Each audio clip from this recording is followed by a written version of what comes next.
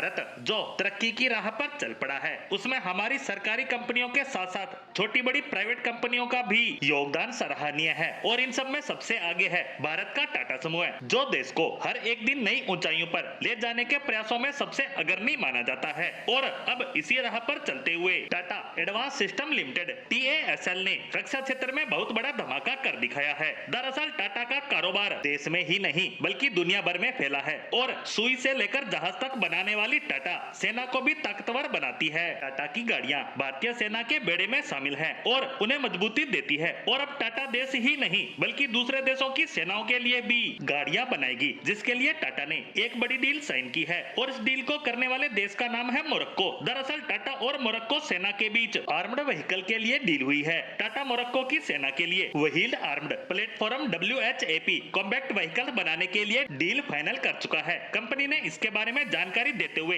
अपने social media platform X पर लिखा कि मोरक्को की रॉयल आर्म्ड फोर्सेज और टाटा एडवांस सिस्टम ने व्हील आर्म्ड प्लेटफॉर्म के लिए समझौता किया। टाटा के साथ हुई ये डील साबित करती है कि मेड इन इंडिया का डंका पूरे विश्व में बज रहा है। टाटा के ये आर्म्ड व्हीकल न केवल भारतीय सेना को ताकत देते हैं बल्कि दूसरे देश की सेनाएं भी इसका लोहा मान रही है। मोरक्को की सेना के लिए बख्तरबंद गाड़ियां बनाने जा रही टाटा के लिए यह डील मील का पत्थर साबित होने वाली है। इस ओर देखा जाए तो इस डील से न केवल टाटा को आर्थिक तौर पर मुनाफा होगा बल्कि उसकी वैश्विक छवि को भी बढ़ावा मिलेगा और इससे टाटा को अपनी OEM यानी ओरिजिनल इक्विपमेंट मैन्युफैक्चरर के तौर पर ग्लोबल इमेज बनाने में मदद मिलेगी। बता दें कि टाटा मोटर्स और DRDO इस डील को पूरा करने वाली है, क्योंकि टाटा इन व्हीकल्स का निर्माण DRDO के निर्देशन में कर रहा है। इतना ही नहीं, इस डील से मेड इन इंडिया को भी बल मिलने वाला है। इस डील के तहत टाटा मोटर्स और DRDO मिलकर अगले 3 सालों में पूरी तरह से स्वदेशी भारत में बने आर्म्ड व्हीकल की सप्लाई मोरक्को की सेना को करने वाले हैं। DRDO के निर्देशन में WHAP व्हीकल्स का निर्माण टाटा देश में स्थित अपने मैन्युफैक्चरिंग प्लांट में करेगा। ये गाड़ियां अफिम्बियस व्हील्ड कॉम्बैक्ट होगी। सेना की इन गाड़ियों को विषम परिस्थितियों में इस्तेमाल किया जा सकेगा। बर्फ हो या कीचड़ भरे रास्ते, ये गाड़ियां हर जगह काम करेगी। इसमें 10 से 12 जवान बैठ सकते हैं। इसे तो ही